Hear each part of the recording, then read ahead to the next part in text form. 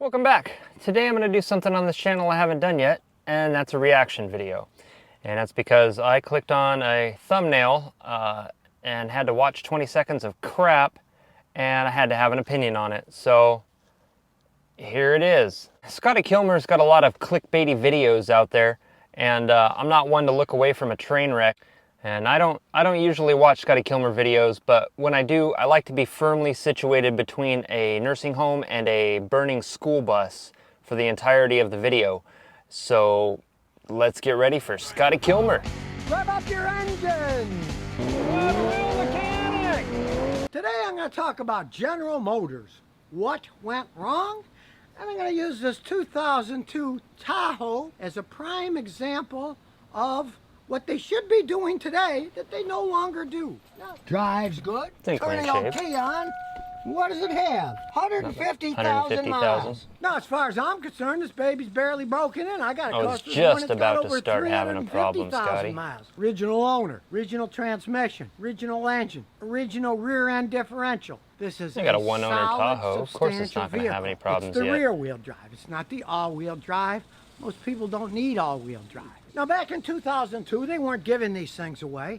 This thing was about $34,000 when it was brand new. A brand new one is about $53,800. So it's almost $20,000 more than this one. Yet, from my experience as a mechanic for the last 52 years, the quality has gone way down in the 19 years between this one and the new ones. The price may have gone up $20,000, but the quality's gone down. What's up with that? Hang on, Scotty. Pause it there.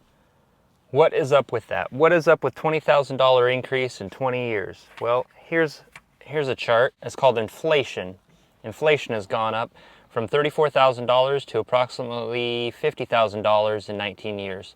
So it's a similarly priced vehicle. And you want to look at all the rest of the specifications on the vehicle. Safety's improved, towing capacity's improved. Let's continue. Many of the parts come from Mexico, where one of their real quality problems with GM exists. So it's got a rear differential. There's the differential. A little bit greasy, but it's full of fluid, so who cares? The problem with many of the modern Tahoes and also the Silverado pickups is many of their rear end differential assemblies are made in Mexico, and they aren't making them all that well. If you've watched any of my past videos, you'd find out. I met the Southern mechanic, and he thought, why are these rear ends going out? These GM trucks. Well, he took the brakes and everything and the axles off, and he got a torque wrench, put it on the differential, and started pulling. And you're supposed to get a certain amount of pound-foot of torque on the wrench before the axle starts to turn. That's from the drag of the bearings being the correct tightness. He found that there was hardly any pressure was needed, less than 1 pound-foot of torque for it to start moving. Meaning, when they manufactured them, they were putting together too loose. So people were getting new trucks, and yes, of course it had a new differential in the back, but it had the equivalent almost 100,000 miles of wear because it was so loose. So they went out too early because of this. Hang on, Scotty. Hang on, Scotty. So the new ones that are 2 years old already have problems. He's replaced a whole bunch of them. I don't know how you can have 100,000 miles on a vehicle to where you get to the 200,000 with the extra 100,000 miles wear on a loose differential. Where would that come in? Is somebody just drove 50,000 miles a year for the last 2 years in a car that came out, a truck that came out last year? So the math is off on that, Scotty.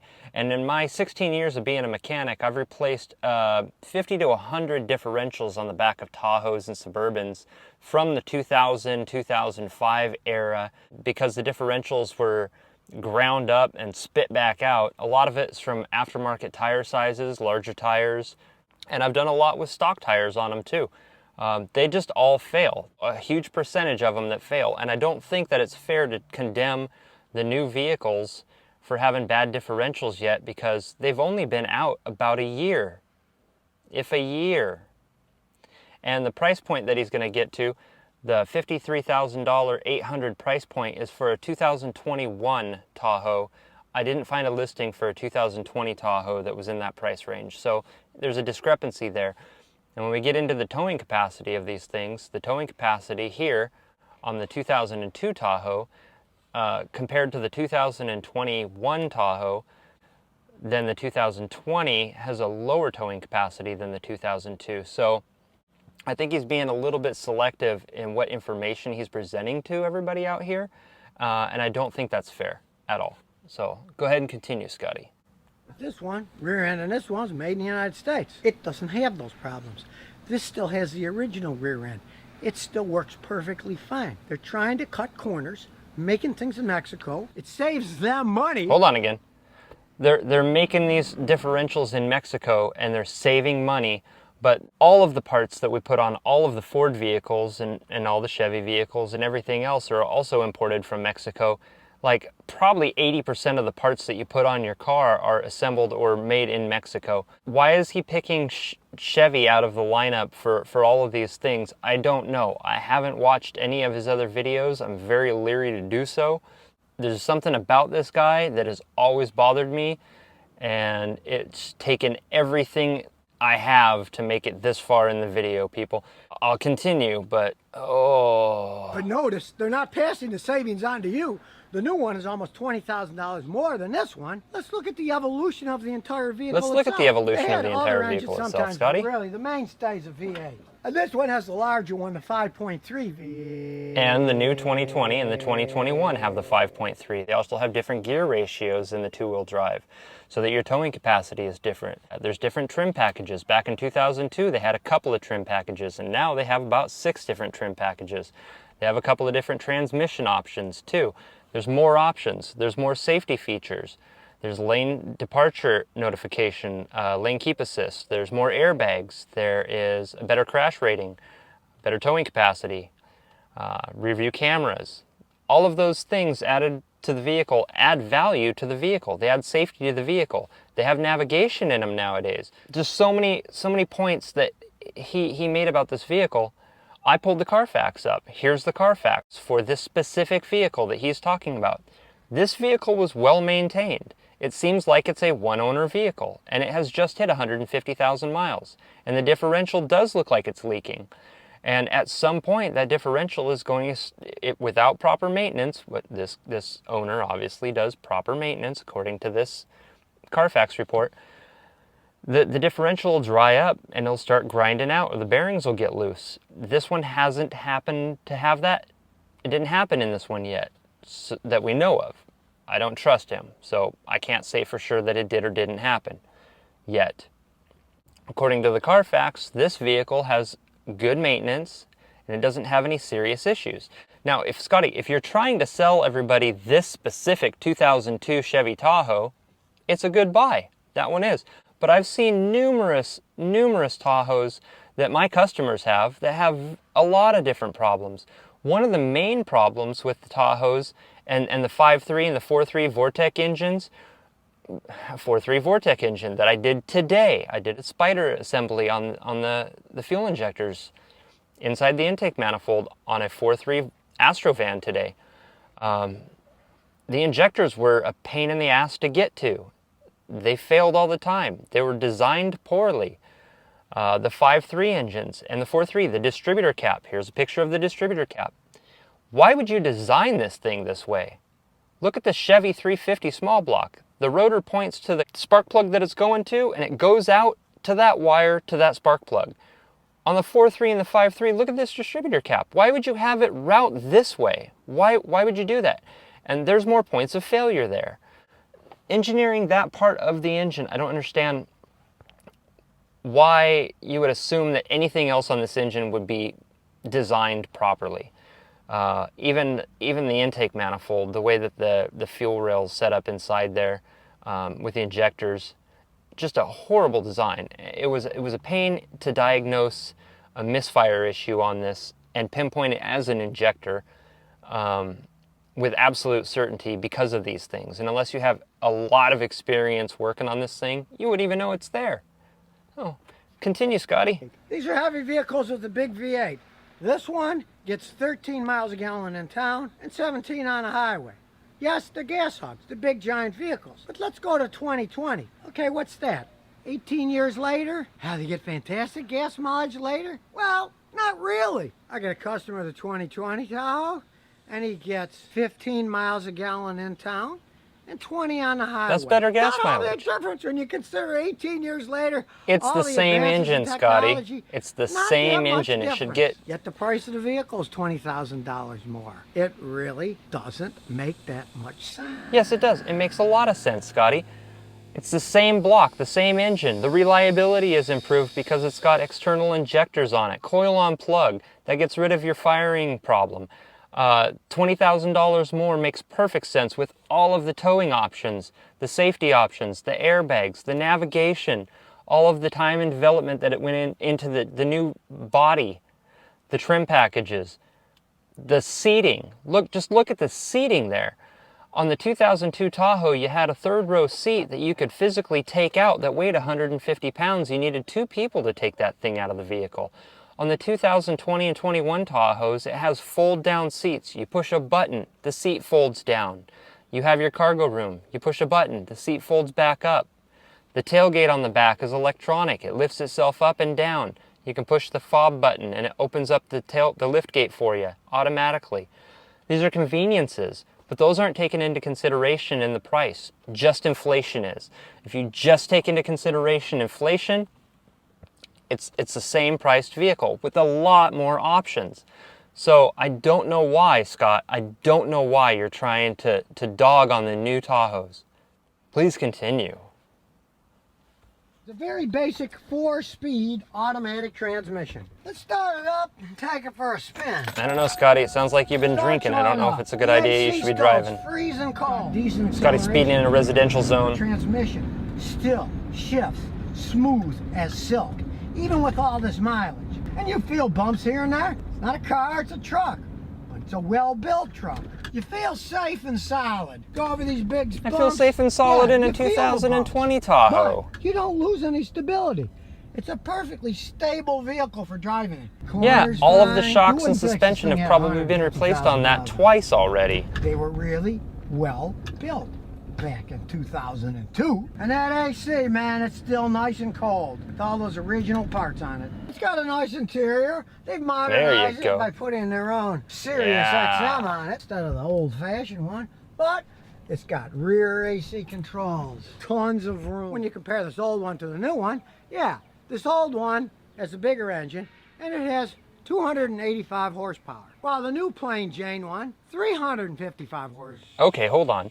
285 and 300. So the new one has more horsepower, gets better gas mileage, has comparable storage capacity in it. I don't see your argument there, Scott. You're advocating for the 2020.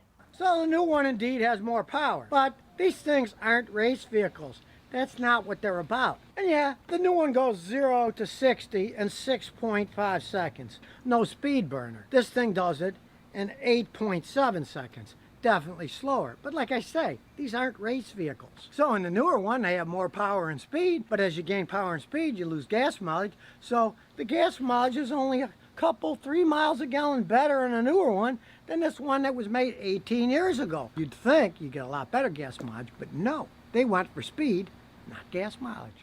And really, it's a shame. They used to build such great vehicles like this one. No more, but at least now you know the truth about the matter. Okay, I had to stop that video. He's getting too repetitive, and I don't understand how you guys can watch that and make it through an entire video. And I also saw this other one here that says, if you buy a car right now, you're really stupid.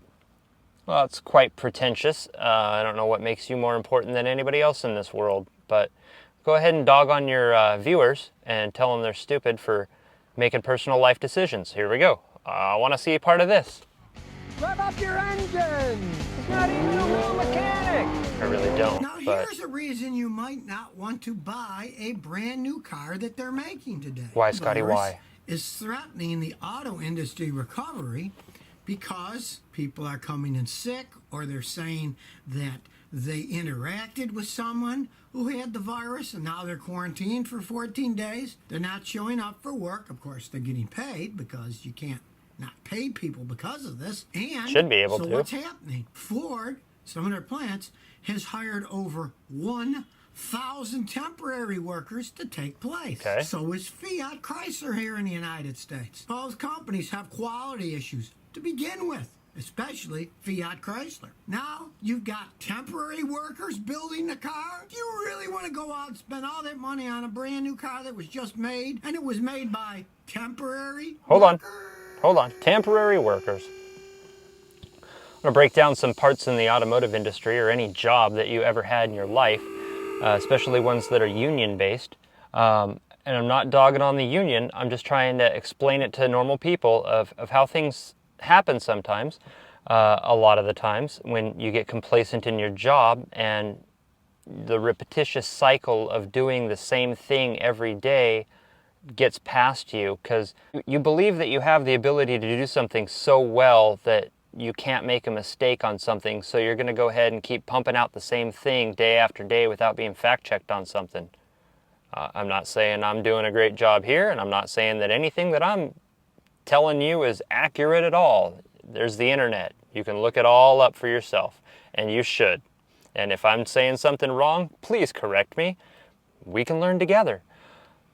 Point is that temporary workers aren't all bad. They're not all just going in and running and grabbing a paycheck and running away, and they don't care about what they're doing.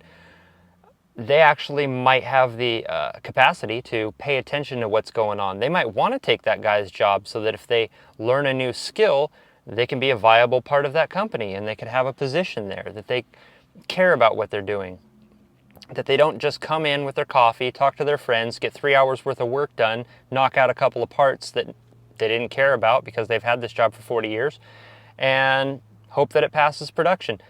It goes on down through QA, and it passes through QA because QA had a bad day. You don't want the same guys building your car on a Monday or a Friday that are trying to get out of there for the weekend or had a long weekend. You want your car built on a Wednesday. Well, the guys that come in that are temporary workers are all working on a Wednesday. They're all there. They're all paying attention to what's going on, and they want to get the job done right so that they can get their paycheck. So I don't really see that big of a problem with temporary workers, Scotty. I think that you're underestimating the ability of people, and I don't think that people appreciate that. So go ahead, though. I see something wrong in this entire picture. It's unfortunate, but bad quality is bad quality. Putting in temporary workers, who knows? There has always been in the United States a big battle of the union workers versus the owners.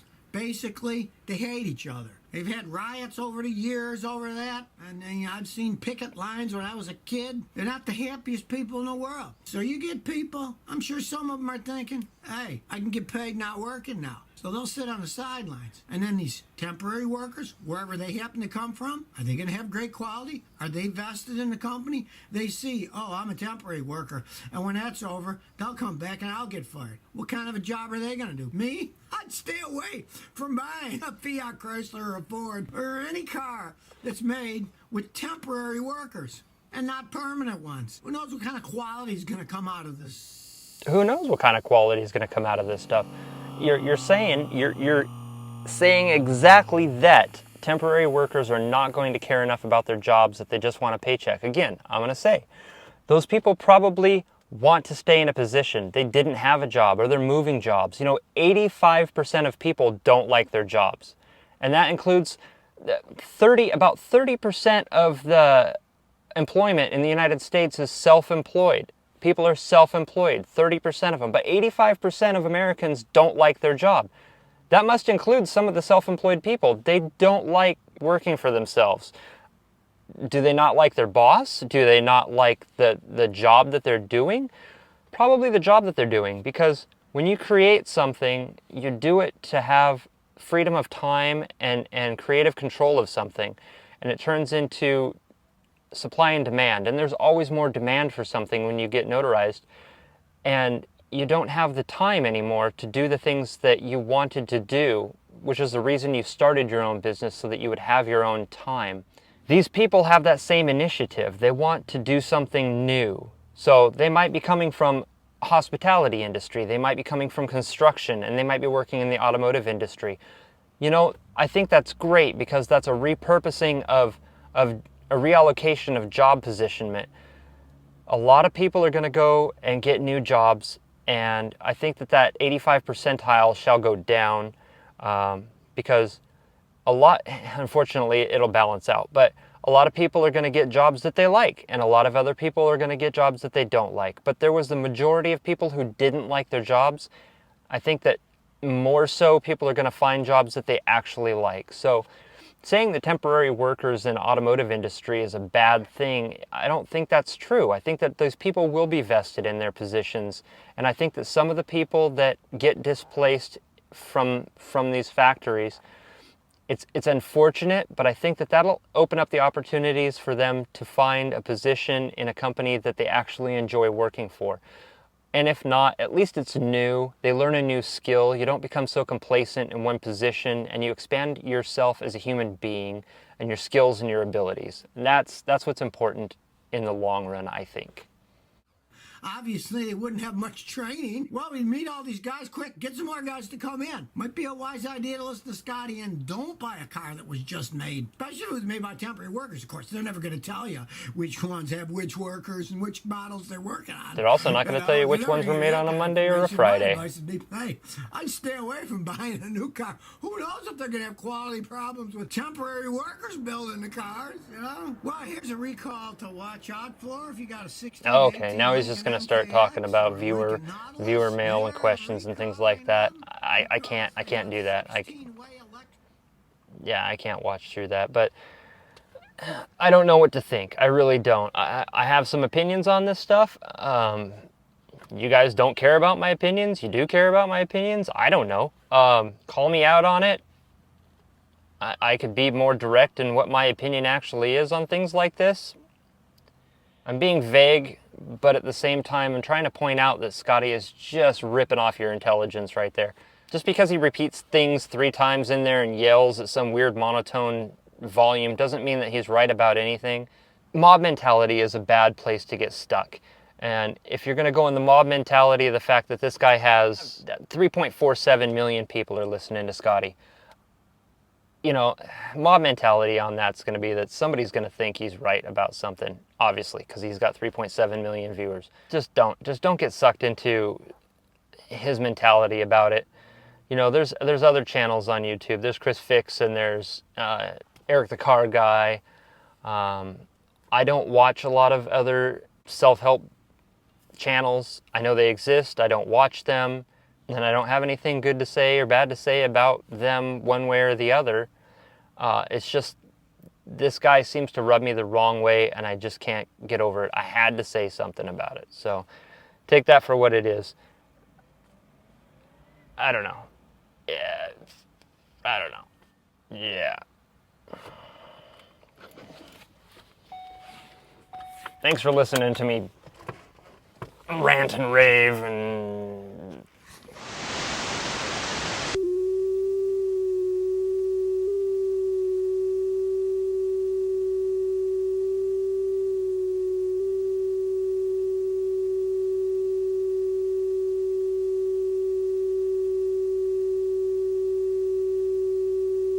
This is WGN TV, Channel 9, Chicago, testing.